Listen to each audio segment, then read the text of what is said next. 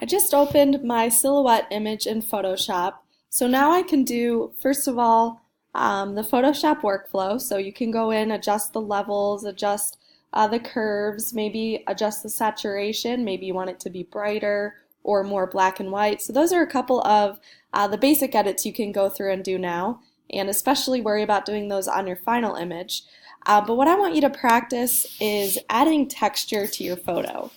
So I have a texture photo saved to my desktop, so I'm going to load that on top of this image in Photoshop. So I'm going to go to File and then down to Place Linked, and I'm finding where I had saved my image, and then I'm going to hit Place. So this is my texture picture, and I'm going to make it so that it stretches my entire photo, and then I'm going to hit Enter. And obviously it's covering up my silhouette, so to change that I'm going to go down into my layers panel where it says normal, and I'm going to adjust the overlay.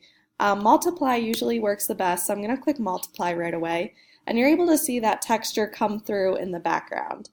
However, if multiply doesn't look great on your image, you can go through and change or select some of these different overlays, and they're all going to create a slightly different effect on your image. Some might look better than others, but that's something you can play around with, see what you like. So this one here, Colored Dodge, looks interesting on my image. It might be adding a little bit too much to the background, so if you wanted to take the opacity down on your texture, that's another good option to maybe push it a little bit further into the background. So now I'm going to add a texture to my silhouette, just because I feel like that could maybe tie everything in a little bit more. So I'm going to go up to the top where it says File and then Place Linked again, and I'm going to select my second texture, and I'm going to hit Place. And now that I have this second texture selected, I'm going to make it the size of my silhouette that I want it to fill, and then I'm going to hit the check button. Now obviously I don't want this to go into the background of my image, so what I'm going to have to do first is hide the layer and hide my other texture layer, so I just have my silhouette selected, and then I'm going to have to actually go around the outside and select around my silhouette. So the quickest way to do that is probably this, which is called the Magic Wand tool. You could also use the Quick Selection tool right above it. Either one of those would work pretty well for selecting the silhouette. And all I'm going to do is just click on the silhouette, and it automatically is selecting and outlining it for me. Now I'm going to bring my texture layer back now, and I'm going to select it. And right now I have my silhouette selected, the outline of that. However, I want the texture to be just on my silhouette. So I'm going to inverse my selection so I have the outside of it selected. So I'm going to go up to the top here where it says Select, and then I'm going to just hit Inverse.